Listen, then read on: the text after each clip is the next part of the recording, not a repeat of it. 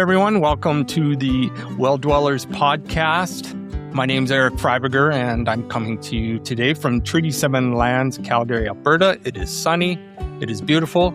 I cannot wait to get outside maybe a little later to do some wheeling along the streets.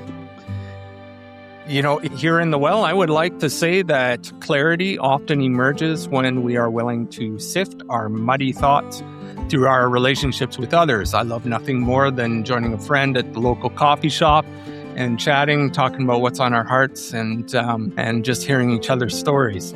It is by sharing our life stories with others that new truths can be revealed. These are stories that refuse to be abstractions, but begin with real bodies, limits, time, dependence, and hope that has learned to live with fragility. My guest today, Richard Beck, focuses his work and stories more often than not, naming the powers that shape human fear and desire, and also gesture toward a joy that is not naive, triumphal, or ableist. Building off of this, my key framing for today's conversation, I'm hoping, is exploring the question, if the church is often discipled more by fear than by love, how might disability expose this formation and invite another way?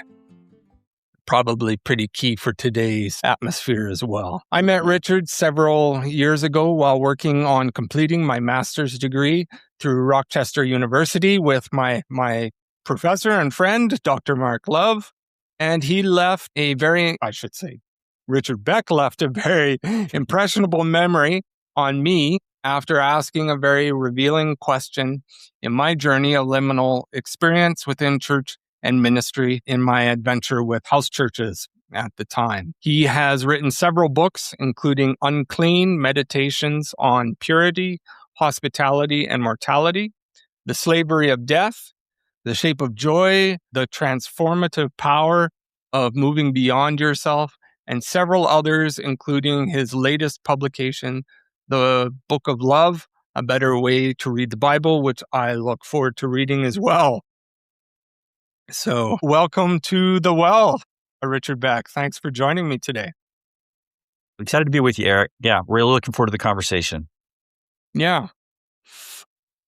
So I suppose a lot has happened in the last 10 years since we first met in, I think it was Charlottesville in 2014. What's perhaps something new in life for you today? Well, here at ACU, I'm still at Abilene Christian University as a psychology professor. And probably the biggest change is last time we met, I was the chair of the psychology department. But after 18 years of serving doing that, I've stepped away from that. And there's a new center here called the Saunders Center for Joy and Human Flourishing. And so I'm the senior fellow for that. And so I've been involved in that work. You mentioned my book, The Shape of Joy. Part of that project, and the Book of Love is coming out of that as well. So, yeah, being part of that conversation about joy and flourishing, what that looks like for our campus, and obviously a culture where joy seems to be a very scarce and fragile thing. Yeah, I've been seeing that word a lot lately, flourishing. Why do you think flourishing is becoming such a popular word today? Some of it is due to the rise of what's called positive psychology, at least in my field, and how that's kind of trickled out in wellness culture. About like the last 30 years, psychologists have turned away from what they would call like a disease model, focus on mental illness and its treatment, to focusing on, the good life or flourishing. The Greek word that psychologists turn to is from Aristotle, called eudaimonia, the life well lived, but a lot of people just translate it as flourishing. And so instead of turning towards a conversation about like the pleasant or the pleasurable life, hedonic well-being, there's this interest in eudaimonic well-being, the good life, the meaningful life, the rich life. And so the word that I think people have, landed on is flourishing, to kind of get at that idea. Yeah, I'm still kind of warming up to it. I'm a little fearful that flourishing might end up kind of along the lines of missional, where it gets twisted into things it's not. Yeah, and I do think there's a trap in American wellness culture where we're always kind of addicted to forms of optimization and maximization, that flourishing becomes co-opted by a kind of the American kind of success ethos. So I do think the Christian tradition, given, the cruciform aspects of the faith, help nuance overly optimistic or triumphalistic visions of what flourishing can be. Yeah. Yeah. Well, we're really diving. This is so typical for me, Richard. I dive in deep right away. I'm like Peter in the boat. I'm not waiting for the boat. I'm jumping in. Okay, super. Anyways, one thing I've really wanted to talk to you about for a long time was when I read your book, The Slavery of Death. I read it during a really kind of darkish time of my life. I had just lost some significant people in my life, and I had a lot of questions around death. So particularly one of the themes that you spoke in there was of the Anti-Trinity when you spoke of Satan, sin, and death. So I thought we'd turn there first. In the first chapter, you identify humanity saying, as mortal creatures separated from God's vivifying spirit, humans are fearful and survival-driven animals, easily drawn into sinful and selfish practices. Because we are mortal and driven by self-preservation, our survival instinct makes us tragically vulnerable to death anxiety, the desire to preserve our own existence above all else and at all costs. The theme carries throughout, I think, on a lot of your writing, where fear of death holds humanity in a sort of bondage. Human disability often lives in constant proximity to these issues and realities of medicalization, risk, and mortality as well. How does this fear get baptized in kind of a religious language, especially in churches that equate blessing with health, productivity, and independence? How does it manage to creep into our theology and church culture?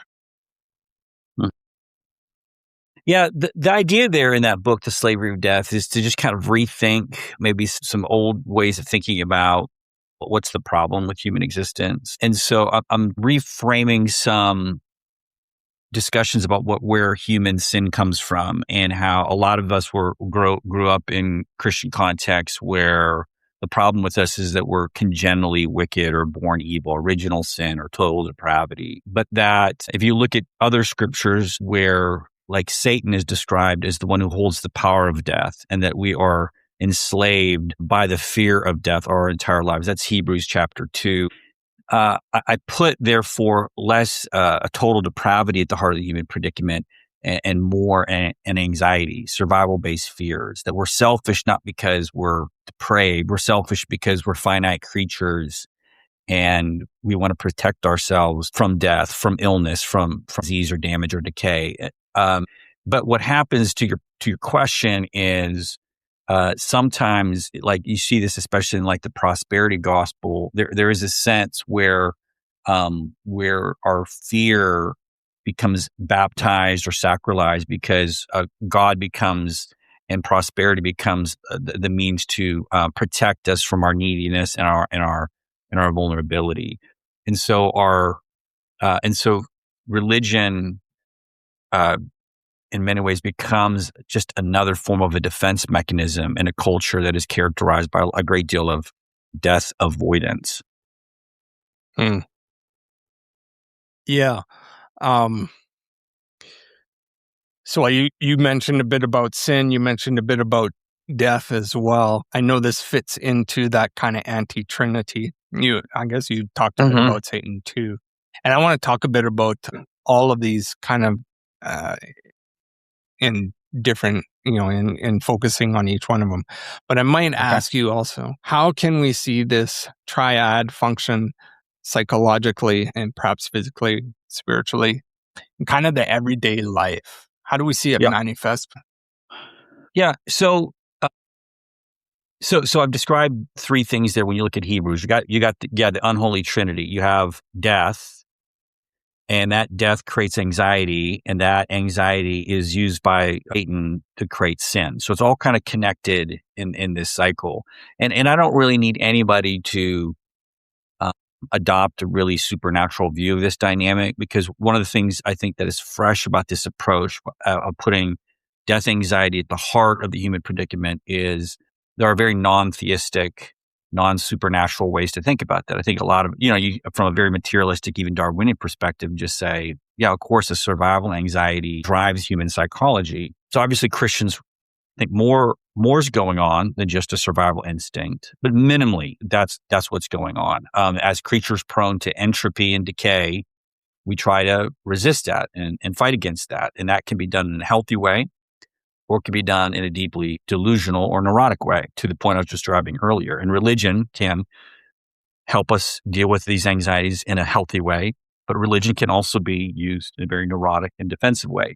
So how does it affect daily life in a practical sense? Well, in the book, I talk about how there are really kind of two kinds of death anxiety, which psychologists describe as basic anxiety and neurotic anxiety. So by basic anxiety, we see people engage in self-interested or selfish behavior when they try to hoard resources. So why might we be concerned about like immigration? Well, we might be concerned about immigration because we're concerned of scarce resources being soaked up. And if they soak up those resources, then that'll affect my ability to take care of my livelihood. So literally paying the bills, getting good jobs, the safety of our streets. Those are examples of basic survival resource anxiety. And so when you see people experience scarcity there, they become less charitable, less generous. The neurotic anxiety is a little bit more existential. This is the way death threatens our meaning-making structures. So this is like what you'll see in like Ecclesiastes, vanity of vanity. Everything is meaningless because we all kind of tend towards death. And so a lot of us engage in what I would call borrowing from Ernest Becker, the psychologist, hero games or hero projects. We construct for ourselves a way to live a significant or a meaningful life, and anything that threatens that, those meaning-making or heroic structures, we can become defensive about those things as well. So that's more of a self-esteem-driven anxiety. So there is a survival-based resource scarcity that can affect our moral behavior, but there's also this more neurotic self-esteem, self-image, hero project that can be threatened as well. And that's more the neurotic aspect of death anxiety. So those are some examples there. How are you constructing your identity and your meaning and what threatens it? And also just where do you experience scarcities in your life from a resource sense, and where might that be affecting your generosity towards others? And so those are two examples of where we see the way anxiety pulls kind of some moral strings on us. Yeah, I'm seeing how those can play into some of the systemic issues as well, which I'm sure we'll talk about in a bit. Particularly from a personal perspective and from being part of the disabled community.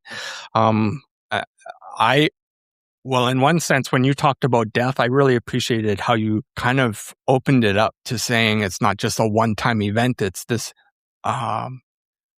you experience small deaths along the way. And it's in navigating those deaths, accepting it as part of the finite sense of your being. I think I really appreciated that from a disabled perspective, and saying it's okay to embrace death as part of being human. But it also, I think, shows a bit of, I guess the question I'm trying to frame is, how do you see disability functioning as a kind of truth teller or even gift within what you call the slavery of death, maybe revealing the lies we tell ourselves about control, normalcy, and worth, how we encounter disability as a light upon that. So I'll go back to my earlier book, the one that I wrote before the slavery of death, called Unclean. And one of the things I make in Unclean, the points I make in Unclean, is that because American culture is characterized by kind of a death denial or a death avoidance, that we have a tendency to shove away or marginalize reminders of human limitation and human finitude. And because of that, we become radically inhospitable to bodies or lives or experiences that bring the finitude into view. And so obviously disability is an example of that, but we can also look at mental illness. We can also look at the poor. We can look at the elderly as locations where where the human predicament comes into view. And so instead we opt for Disney-like illusions of perpetual success, perpetual youthfulness. And so American society kind of lives with a false image of human existence. And so when you speak of truth telling or even a prophetic utterance, I think people who bring the full range of human experience into view burst that illusion and bring a degree of authenticity and truthfulness into consciousness. That's something needed in our culture. An American culture is characterized by kind of an avoidance of our neediness and avoidance of our vulnerabilities, but it's also characterized by an American church that has been kind of, and like you described, kind of sacralizes that American vision of youthfulness and success. Yeah. Just for clarity, I think we can say it's Canadian too. There's a Canadian church that also does the same. And I think I've been really confronted with it a lot lately. There's this fear of connecting with the marginalized groups, particularly certain groups. And rather than being open to the framework of advocacy that Mark Love talked about a bit ago, they alienate and disassociate, basically make invisible all marginal groups in the fear of intersection. It's a thing that's going on across North America, I think, maybe even across the world. Yep. I know my friend Ty Reagan, he also talks a lot about the cult of normalcy.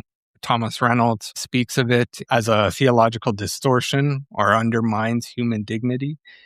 Disability theology also tries to resist a narrative of normalcy or the accusation of being abnormal, which frames disabled lives as problems to be solved rather than gifts to be received. That I think that's also part of the fear in the church. So in looking at the character of Satan, you describe him not primarily as a monster, but as an accuser. How does this lens help us understand ableism as a moral and spiritual practice of accusation, sorting bodies into worthy and unworthy categories?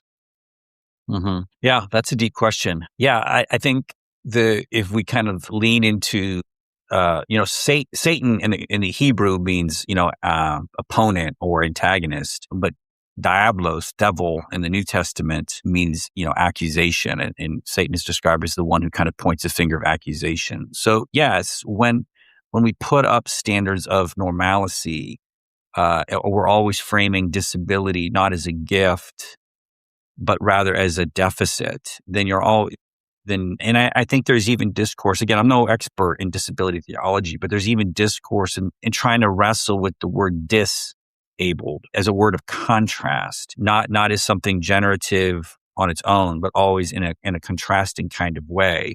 And so thus there is an implicit sense of a life that is less than, or a life that is failed or suboptimal. And I think that is constantly rumbling in that background of how to think about ability or disability. And if we're not careful, then yes, we are engaging in a diabolical discourse of ableism, where ableism is considered the standard. So like in a moral sense, here's this moral purity, and anything that falls away from that is considered to be sinful or broken. In a similar way, ableism is a diabolical discourse in the sense that it has a standard of purity or a standard of attainment, and anything that fails to reach that is considered to be a failure. I personally have experienced and recognized how defining disability has been a difficulty not only in my own life, but in the social sense. I know a lot of my friends now, they won't write disabled, they'll write DIS/abled and project it that way. And I've even asked that question, is the word disabled redeemable, or do we need something new? Because language always fails and it needs to evolve. I would say right now, I think we need to find a way to redeem the term and understanding of disabled. We can't just lose it entirely. When it finds its way into policies, into law, and into agencies and such, how does the accuser manage to take that understanding and embed himself into those laws and policies? And I think it's not restricted from the church either. How does he manage to embed himself in that? Is there a defense to that? I'm not sure exactly what you're going for, but one thing that comes to mind is the way it's all fairly hidden. So laws and policies typically enshrine assumptions into structures, and because it's assumed, or like ableism is assumed, or policies that create marginalization, they're working with background assumptions that typically are not questioned. Like years ago, when I was talking about ableism and disability, one of my classes, I was in a very old building in my department that one of the desolations of that building was it was not accessible, wheelchair accessible. And I brought my students outside, and I had them look at the building, because there wasn't an entry level floor nor a ramp. There were just stairs to get into our department. Not many stairs, like 6, but stairs. And I had them. I literally pulled them out of the building. We stood on the lawn and we stared at the building. I go, "What do you guys see about this building? Is there anything problematic with it?" And they just stared at it and stared at it and stared at it and stared at it. And they just couldn't see it.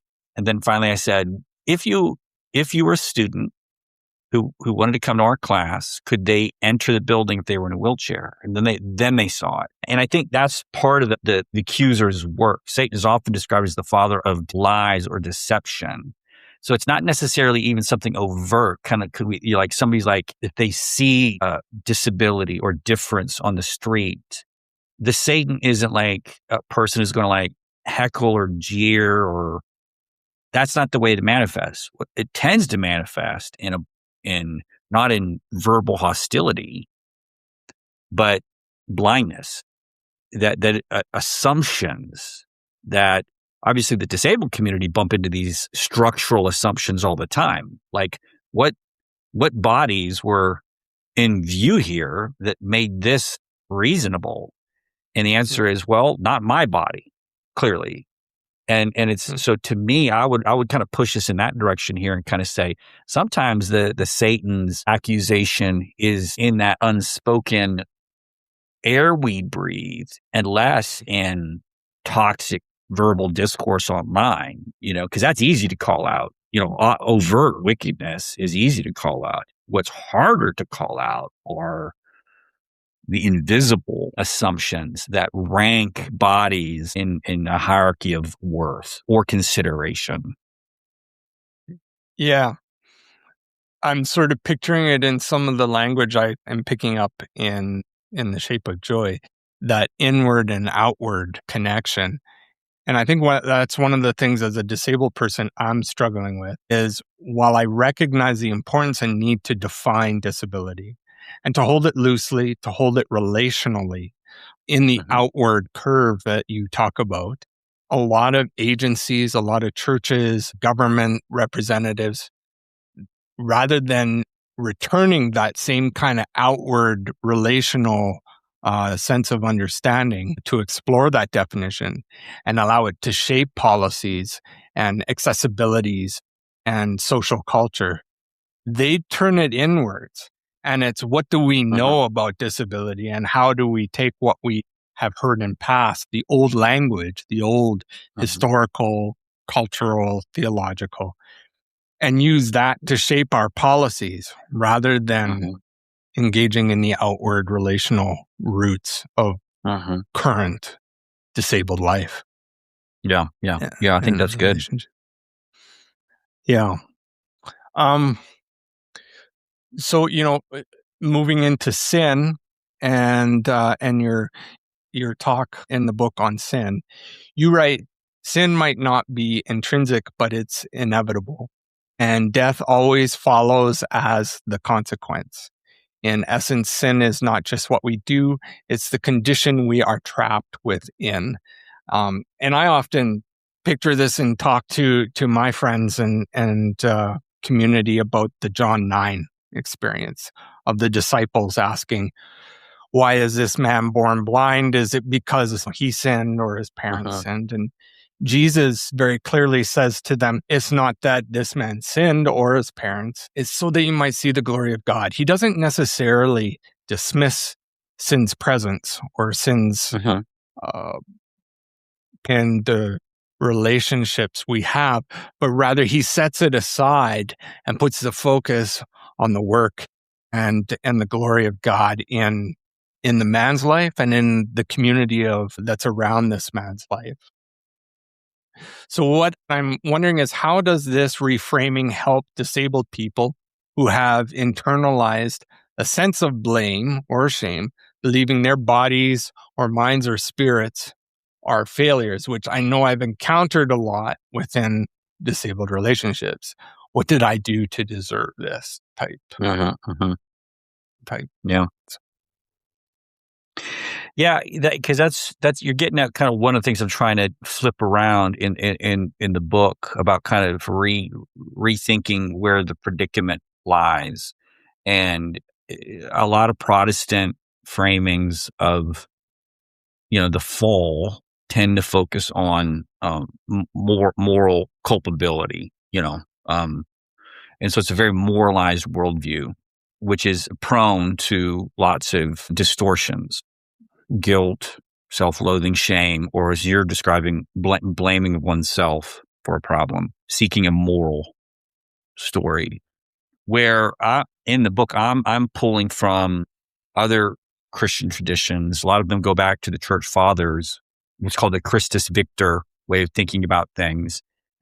And it's just kind of saying, that what we inherit from Adam and Eve isn't the moral culpability, isn't a sense of intrinsic blameworthiness. What we inherit from Adam and Eve is finitude itself, the condition that we all find ourselves in as creatures subject to the forces of death and disease and damage and decay and disability. We are all surrounded by those entropic forces. And consequently, as survival-driven creatures, we seek in a self-interested way to protect ourselves from those forces. And so we cling and we grasp and we go to war and we build walls and we hoard our resources over against the claims of other peoples. And so that's when I describe sin as kind of being inevitable, that we're drawn into self-interest, not because of, again, a moral taint or stain upon the soul, but we are, again, kind of acting upon a survival instinct that draws us into self-interest. And that self-interest draws us away from God into selfishness and into hostility toward out-group members. So back to the conversation about disability. So the disabled person it's not a moral condition. There's no moral blame, but they are definitely encountering their finitude and the limitations of their bodies and need to navigate life given those limitations. But that is just one particular example of how the whole human species is trying to manage our finitude in ways that still can experience life as a positive good. And that's a struggle, obviously, when finitude tips into pain and suffering. But in many ways, that is the human predicament at that moment. How to deal with life as it is in all of its desolations and dissatisfactions. Not in a sense that we are to blame for that, but it's just there's kind of a givenness there, and that's kind of what you see in a book like Ecclesiastes. There isn't nobody's being blamed in Ecclesiastes. Finitude and death is just kind of a given, and presents itself as a moral challenge to be confronted, rather than something that we're being blamed for or cursed with. So would you say that disability in a person's life is both blessing and curse all at the same time? And we experience them in I want to say broad, but the endurance of life. I don't know if that's the right word. No, yeah. No, I think it is a particular, maybe even an acute example of what human existence is like, broadly speaking. And again, this is a universal phenomenon, but this goes to like Albert Camus in his book, The Myth of Sisyphus, and where he's trying to struggle with the futility of existence because he's an existentialist. He doesn't really believe in life after death. He doesn't believe in any sort of cosmic destiny. And so he's trying to struggle with what makes life worth living. And obviously, if you are living a great life, if you're wealthy and able-bodied and charismatic and beautiful and talented, then yeah, life is a positive win for you. But when life is a struggle, or when we've experienced not just disability, but maybe abuse or trauma, then and the question of like whether or not life is good. So we're kind of bumping up against the question of theodicy. When life isn't at its fullest or best, can we name our existence as a positive good, or is it accursed? And I think disability, the experience of disability, sits at that question: is this life cursed, or can I see it also as a positive good? And what resources do I have that move me toward one answer or toward the other? Disability isn't the only location where that question is asked or answered, but it is one of those locations. I would assume. Again, I'm not speaking as a disabled person, but my sense of walking alongside friends that have had disability, they're posed that question every day. Is this a cursed life, or is this a blessed life? And how do I dance between the sunlight and the shadows of that mixed experience? I might have to steal that. That was good. How do I dance between the sunlight and the shadows? That was good. Do I have rights to take that, Richard? Yes, yeah, you have. Free. We are always borrowing from each other. Okay, awesome. Yeah. I was having thoughts in the back of my head there. I just finished reading a couple days ago your remarks in Shape of Joy about being Elon Musk or one of the normal people, where you said most of us think Elon Musk is the target goal for legacy, but that's good. Talking about endurance and longevity, you make a powerful statement saying Jesus rejects an identity grounded in gaining, and Paul rejects an identity rooted in grasping. We talk about, the idea of kenosis. Salvation is found in losing, to Jesus' term, and emptying in Paul's, both pointing to a death that leads to life. As a disabled person myself, I so often resist the church's preference for quick testimony and visible victory. The miraculous evidence so many want to see, or even an ideological expectation of resurrected form. The idea of, won't it be great when you get to heaven and you can run in the fields free on your own two legs, drives me nuts, Richard. I just want to throw something when I hear that. Yeah, right. Yeah.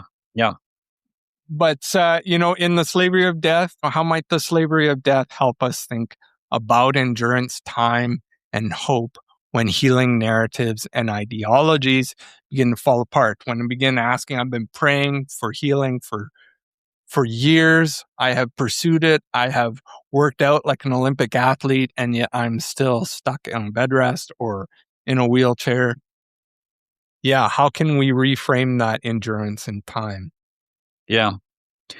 Well, and that kind of goes back to what I said earlier, because one person listening to my conversation about the human predicament being finitude and futility and death, some listeners might say, well, there's a Christian answer for that, and we call that heaven, and so we just kind of make a quick move toward the resurrection. And I want to be clear, I believe in heaven. I think eschatology and hope are critical to sustaining endurance. It's hard to endure if you have no hope. And it's hard to have hope if there isn't anything hopeful to look forward to. So I do think there is a metaphysical aspect to hope that we would use the word heaven to point towards. Okay. Hmm. But that can be done so quickly, like you're describing. People rush towards heaven, the resurrected body for somebody who's dealing with disability, or if they're dealing with like a tragic bereavement, like the death of a child, people will quickly reach towards where you're going to see your child in heaven. And so we do want to get to that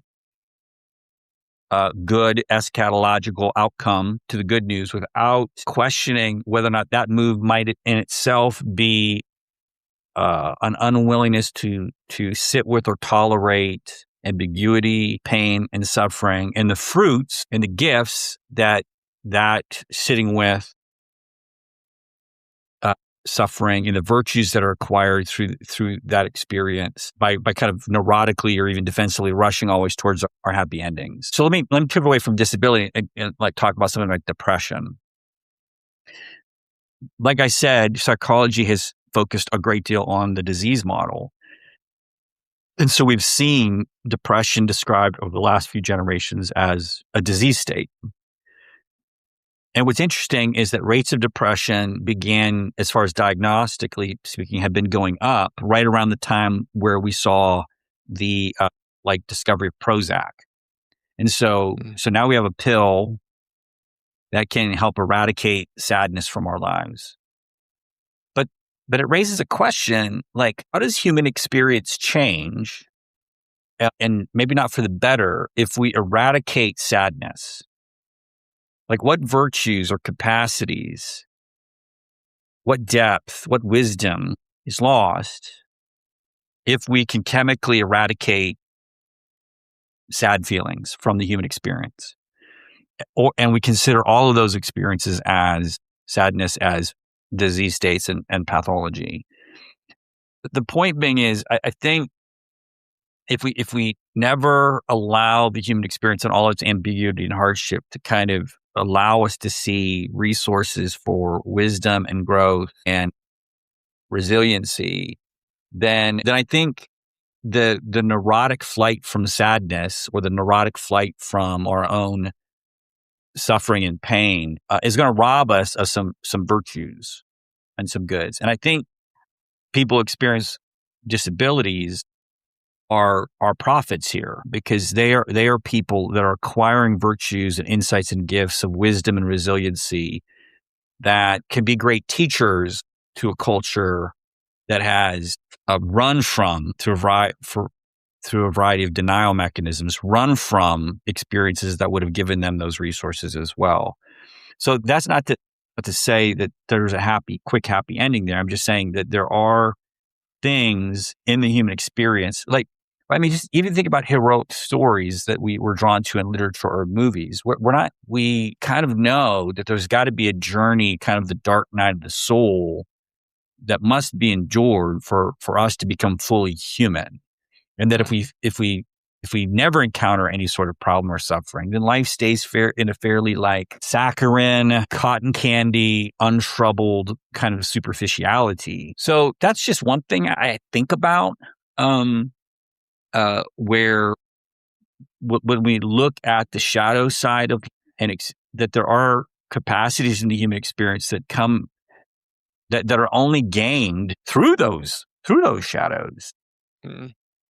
Now, it's easy to say if you're not the one suffering, but I do think that those who have suffered intensely are the greatest witnesses into the very depth of human experience, right? They're the great cartographers of the soul. Mm-hmm. That bring a wisdom into view that would not otherwise be there.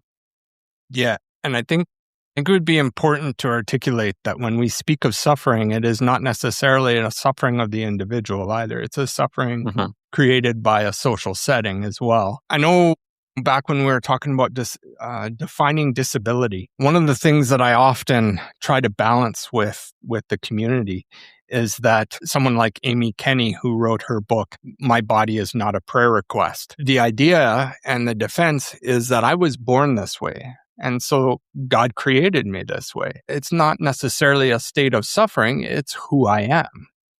I am disabled as opposed to I have a disability. And then I remember arguing with her about this a bit online one time, in the sense that I can understand that, but there's a bit of a mystery as to that framework, because not all of us were born this way. I was in a car accident in 1994 with a spinal cord injury. Uh-huh. So I don't think God intended me to necessarily be created with paralysis. And I don't think he was necessarily behind the reasoning of my car accident. I think there were other forces involved. So in sharing that, what I'm wondering is it fair to frame the resurrected state we are moving towards in life as being a state of wonder, rather than, Jesus doesn't spend a lot of his time talking about what you'll be like when you are in heaven, but rather what you live your life as now. And leaving the state of resurrection into the hands of God. Give unto God what is God's, give unto life or Caesar what is Caesar's, and frame it as a state of wonder. I don't know if that's a healthy framework, but it's what I thought of. I bumped into, and I'm not enough of a Dante scholar to know if I'm getting this quite right, but in Dante's Divine Comedy, in the way he describes paradise, most people know Inferno, but the paradise is the third part. And in the paradise, he does describe people kind of reaching different eternal ends. And so I do think one of maybe the problems that we have in envisioning the afterlife is that there is a way it's going to be. Okay. There's one way it's going to be. So everybody who cannot walk in this life, who's in a wheelchair, shall walk. That's just the way it's going to be. And so I wonder if it might be helpful to allow for a diversity of visions, right? So there may be somebody that they're what they would consider bliss is to be able to walk and run again, because they are experiencing their disability as a loss or a deficit. However, what was the name of the lady you're describing that you got in an argument with? Her first name? Amy Kenny. But for maybe Amy, there is a vision of bliss where her resurrected body is the body that she was created with, but in a qualitatively better form, not overcome, like changed, but there may be enough room in God's providence and graciousness that our blessedness isn't one size fits all, but that all creatures, and this is kind of where Dante goes, all creatures, wherever they end up, will call their lives holy graced, holy blessed. And so I think it's okay to let the eschatological visions of the disabled community to kind of find their own places and not adjudicate how heaven is going to be. I do think there isn't a one size fits all. God will bring us all to a state where we will cry out in praise, thank you for where I've reached. And that can look differently for, I think, different people. Yeah. Yeah. Well, we're starting to kind of make the turn towards the shape of joy. That was a good little frame, I thought. So, I'd like to share some of the things I've been gleaning from your thoughts in your book there. Sure. Chapter 3. Yeah, chapter 3, you mentioned when you play these games of status, success, and significance, you measure winning and losing by what psychologists call upward and downward social comparison, feelings of snobbery, superiority, and vanity. Winning, our hero game, which you mentioned earlier as well, flow out of downward social comparison as we look down on those beneath our level of attainment. Feeling of losing or hero game involves emotions of envy and jealousy, judgments of upward social comparison, the resentment and shame we feel witnessing the success of others. if all this sounds like a miserable way to go through life, it is. But hero games are our addiction. Status is a drug. And I remember kind of riffing off of you on this on my socials for a bit from the disabled side. And I wrote some notes down there.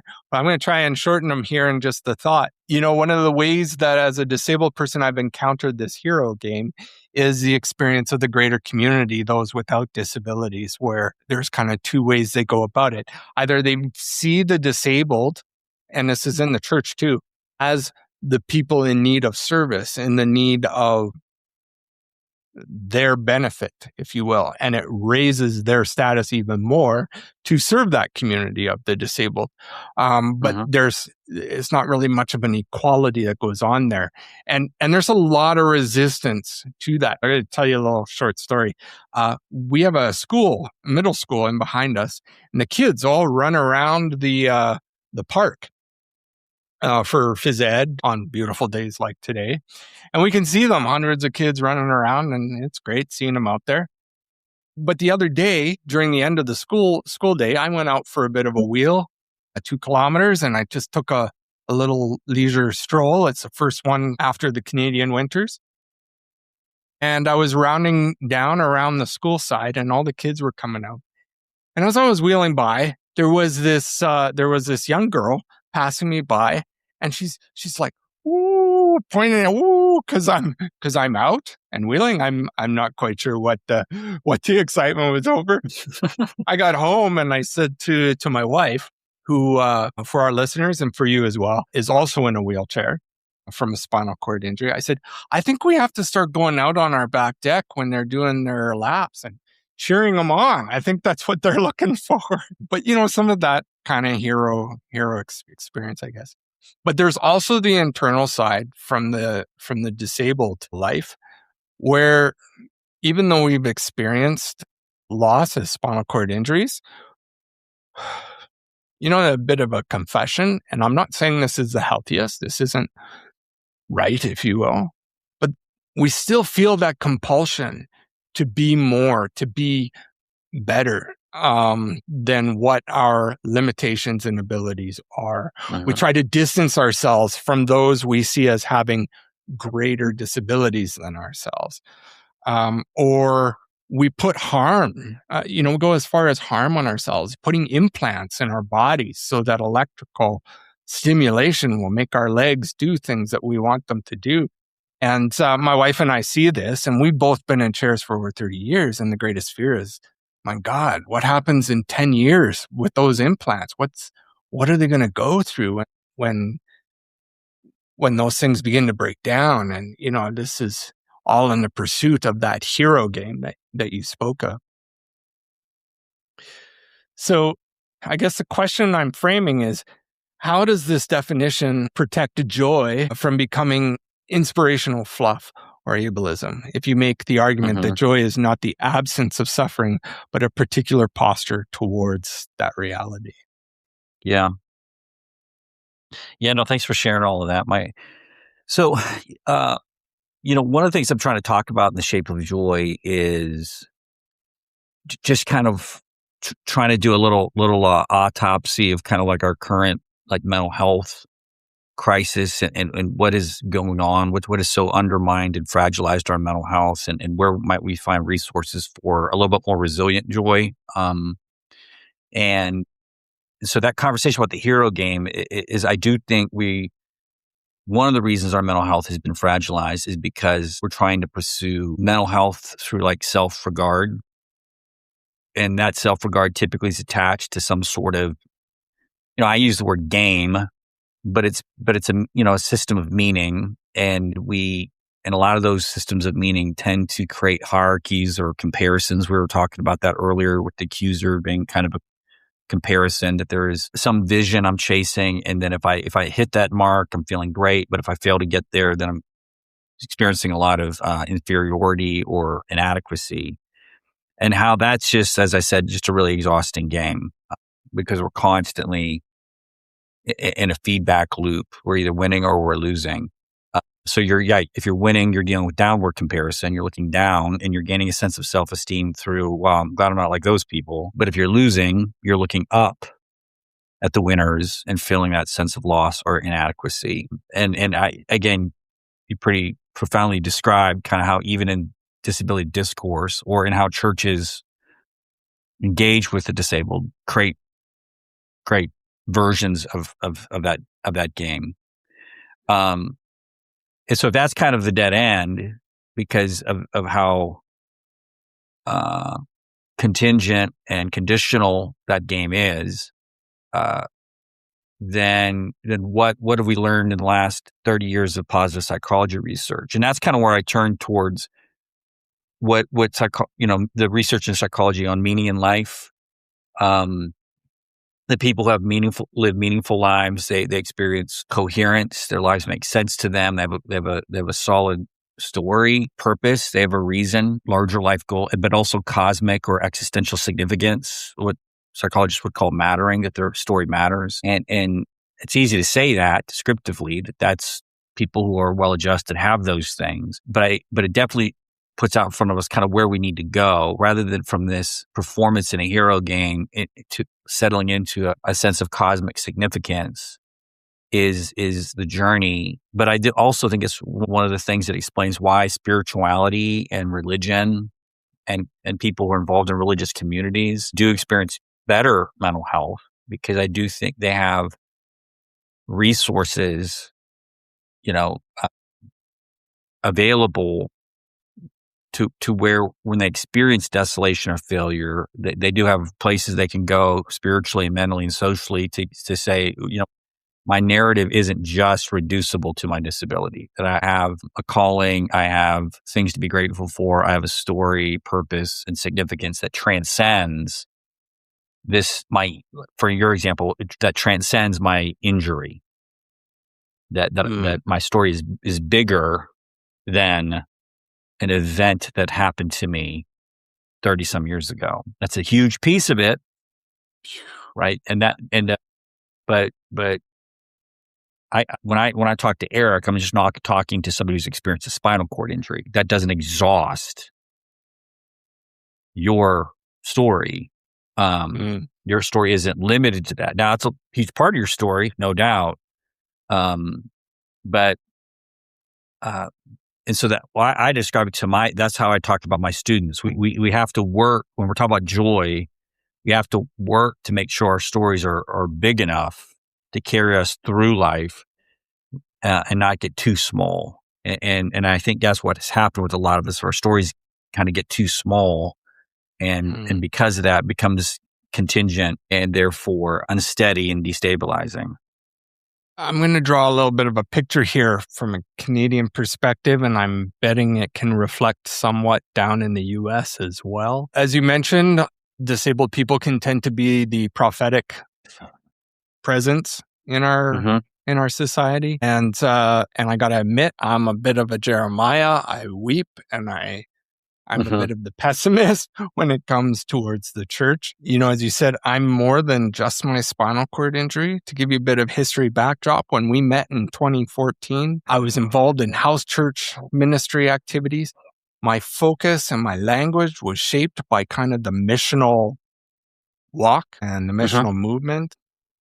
And that was kind of the larger part of my life, was in that kind of ministry activity. People had often tried to, talking about that hero game before, push me into that role of, well, you're in a wheelchair, you'd be great to start a disabled ministry. And I totally threw that out. And I don't need that. That's not who I am. I'm more than that. And I don't want to be engaged in that. But in the same avenue as I journey, and as Bonnie and I went through some pretty life-altering events in 2021, it was in the midst of the COVID pandemic, and we had experienced some significant loss in our own abilities. Disabled became more of a prevalent awakening for me, as I framed and talked about this the other day with the New Leaf crew. Prior to this, disability was kind of in my subconscious, whereas now disability has become a very conscious awareness state.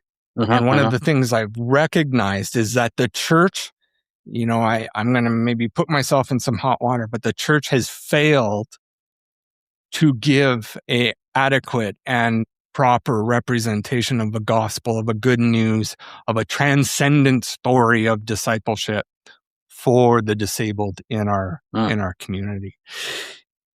Calgary and Alberta has about 27%, nearly 30% of the population is considered disabled.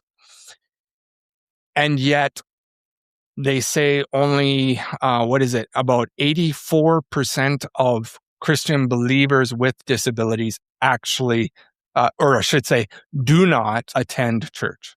They do not attend community. So recently I came across this part of your book where you say the curvature of the self needs to be inverted and reversed.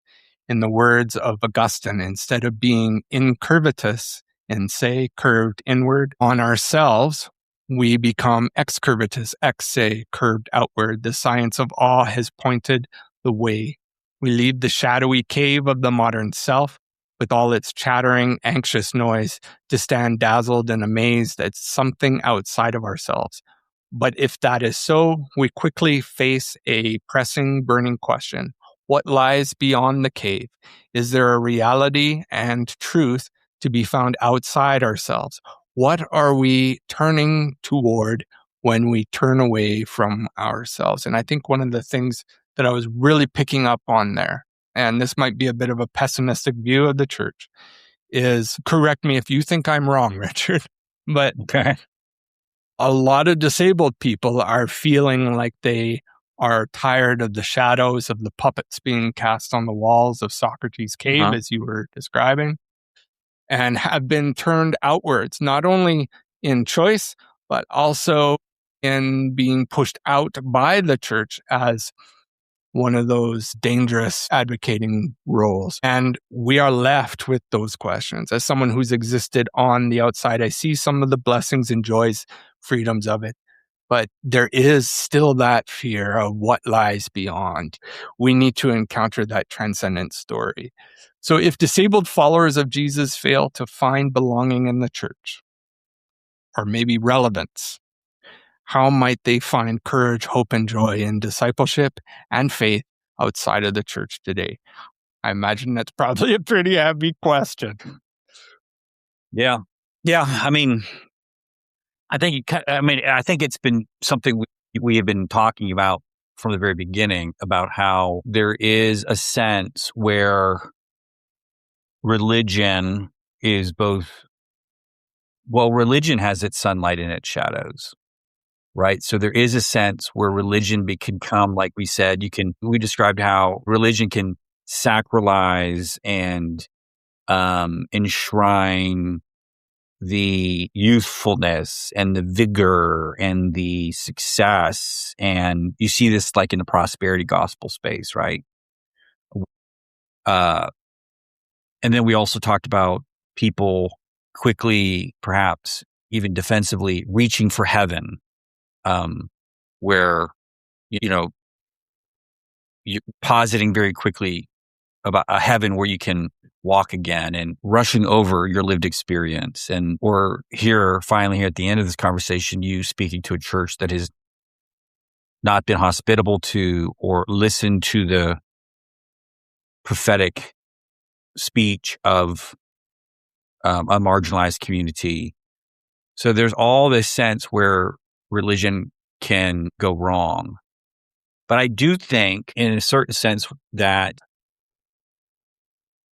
the true church, or the authentic church, it is hard to find. It's something that has to be fought for because of all of these pressures that we're talking about, where people don't want to have or experience discomfort. Earlier, I was talking about how, we've lacked tolerances for discomfort. And if somebody's speech or presence or body or experience or story is discomforting, we don't want to hear it.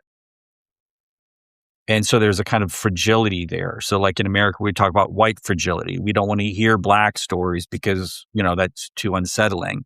Well, maybe there's an ableism fragility, where stories of the disabled community they make me feel uncomfortable, and they might cause me to think about my duties and obligations a little bit differently. So it's just easier to just kind of walk away. And that's frustrating and dismaying. And yeah, the church is pretty much a dumpster fire in many places. And yet, when we do see people extending care and people are being authentically themselves, and we are making room for each other and all of those differences, that something of heaven on earth is in our midst. But you're right. It is something that is not common, but I think it's an experience worth fighting for. And we do see glimpses of it here as well on earth. And so all that to say is, I do think you, the disabled community, function to point us toward that horizon that we're all trying to chase. And Jesus, when he described his ministry, it's the sower sowing the seed. Most of that soil was unfruitful. So there is a sort of waste that is experienced there. But there are places where it grows. And I think that's what we're all searching for, is that minority place where good things, generous things grow. But yeah, there's a lot of churches that are hard soil, thorny soils, rocky soil, and the word doesn't really grow there. It atrophies and it dies. So all that to say is, I think in the prophetic experience of the disabled community, there are hopeful signs and horizons of possibility that is calling the church to be her better self, her truer self. Yeah, that's cool. I was thinking of closing in on some of your words from 1 Corinthians 15, where, "O death is your victory, where, O death is your sting." The gospel does not deny death. It names it, faces it, and then robs it of its power. But I was also connecting during your talk there, the reality that the authentic church is out there, and it's for us to experience and enjoy. Fight the good fight, as Paul said to Timothy. And I think we can do that. We band together, we find one another, we take that outward curve. And I am so thankful for the many tools in which you've given me throughout some of my journey, and I'm hoping I can share with others in my community of not only not being cast in the fear of death, but also experiencing the shape of joy in the outward fashion. And looking forward to hearing how love can also impact the way the scriptures come alive and speak new truths to me and my community amongst disabled and otherwise abled. So thank you, Richard, for joining me today at the bottom of the well. Yeah. Well, I appreciate it. It's been a lovely conversation, and you've pushed me to think in ways and to experience things that I have been given a gift as well. So the gratitude's mutual. Awesome. I look forward to our next encounter. Okay, looking forward to it.